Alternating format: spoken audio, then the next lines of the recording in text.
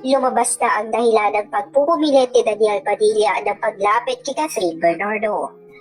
Alam niyo ba na may dahilan pala kung bakit gustong lumapit ni Daniel kay Catherine?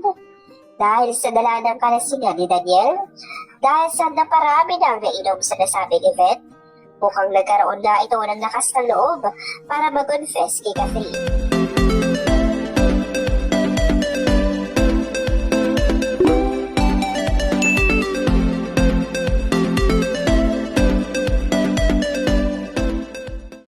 Lumabas na ang dahilan ng pagpupumilit ni Daniel Padilla ng paglapit kay Catherine Bernardo.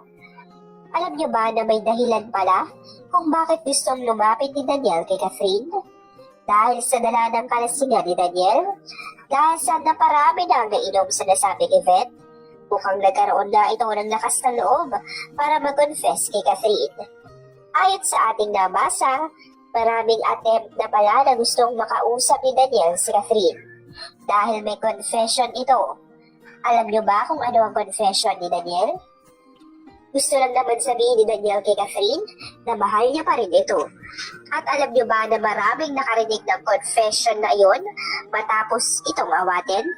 Totoo na nagselos si Daniel kay Kyle kung gaano ka-close ang dalawa. Kaya naman hindi na niya naiwasan pa na lapitan ito at kumprontahin. Pero hindi niya naman pakay na magkagulo. Sadyang nagpang-abot lang ang kanilang mga kaibigan dahil na rin sa pagtatanggol sa kanila. Samantala, sa kabila ng confession na iyon ni Daniel, wala namang naging tugon si Catherine tungkol dito, kundi lumabas na lamang sila para mapigilan na at matigil na ang gulo. May iba't ibang klase ng bersyon ng kwento ngayon ang nagsisilabasan. Ang iba ay tinitwist ang kwento, kagaya na lamang ng balita ni Christopher Min sa kanyang vlog. Pero ang tunay na kwento ay ang mga unang balita at detalye na nagsilabasan. Catherine Bernardo at Daniel Padilla nagkaroon ng light interactions sa loob ng ABS-CBN Mall. Isang video ngayon ang lumabas, nakuha sa loob ng event ng ABS-CBN Mall, na kung saan may mga nagsasabi na nagkaroon ng light interaction sina Catherine at Daniel. Binati raw ni Daniel si Catherine at sinabihan na "You look gorgeous tonight." At nag-thank you naman si Catherine. May mga nagsasabi pa na hinaplos si Daniel ang likuran ni Catherine bago pa ito umalis. Ito ay sabi ng ilan di umano sa mga post sa X ngayon. Pero iyon nga lamang ang nasabing light interactions ng dalawa. At kitang-kita naman daw na iwas si Catherine.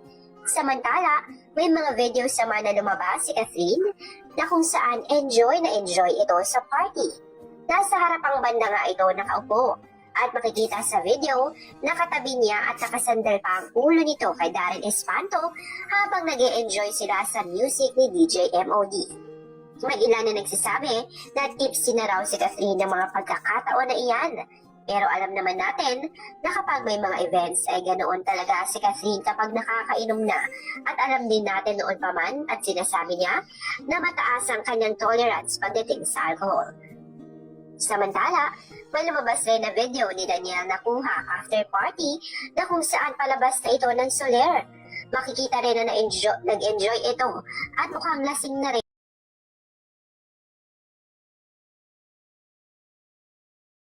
Kyle at Charlie nagsalita na sa naganap na kaguluhan sa ABS-CBN Mall 2025. Hanggang ngayon ay hot topic pa rin ang naganap na kaguluhan sa ABS-CBN Mall na kung saan dawit ang pangalan ng mga artista na sina Kyle Echari, Daniel Padilla, J.K. Labajo at Richard Gutierrez. Marami ang nagsasabi na selos raw ang pinagmula ng gulo at ang pagtatangkol sa kanilang mga kaibigan na nadawit sa nasabing kaguluhan. May lumabas sa video na kung saan nakitang nag-exit na ang grupo ni Catherine, Kyle, Don Bell, Piolo, Miss Dolly De Leon para makaiwas at matapos na ang gulo. Pero, hinihintay ng lahat ngayon ang statement ng mga nadawit na pangalan. Ayon nga sa balita na nakita natin, nagbigay na raw ng kaunting statement si Kyle na kung saan sinasabi nito na ine-enjoy lang nila ang music together with his friends at kasama ron si Catherine. Nagulat na lamang raw siya nang lapitan siya ni DJ na kung saan inalis nito ang kamay ni Kyle sa balikat ni Catherine. At dito na raw nagsimula ang lahat. Ang hinala raw ni Kyle ay selos ang pinagmula ng pangkumpronta sa kanya ng nasabing kaibigan. Pero lumabas na lang daw sila together with Kath para makaiwas na sa iskandalo. Nang tanungin siya kung sa tingin niya ba ay may video ang naganap na gulo, sabi niya, I think so, dahil marami raw ang nakatutok na cellphone sa kanila that time. Pero ang alam niya raw ay pinagsabihan ang lahat ng management na huwag maglalabas ng kahit anong video o litrato na kuha sa kaguluhan para hindi na pag-usapan at pagkaguluhan pa in public. Ang gusto lamang raw nilang magkakaibigan ay protektahan si Catherine that time, lalo pat simula pa lamang raw ng event ay umaalikid na si Daniel at gustong lumapit kay Catherine. Hanggang doon na nga lamang ang sinabi ni Kyle at ibinahagi niya tungkol sa naganap na kaguluhan. Pero abangan natin dahil sa pagkakaalam ko ay may maglalabas sa isang vlog ng kabuuang detalye sa pangyayari at syempre ang kabuuan kung paano ba nagsimula at natapos ang nasabing kaguluhan. Sa ngayon, si Kyle pa lamang ang nagbibigay ng kaunting statement sa pangyayari. Kaya naman manatili lamang kayong nakatutok, nakasubscribe at nakaabang sa channel na ito para sa mga susunod pang update sa news na ito.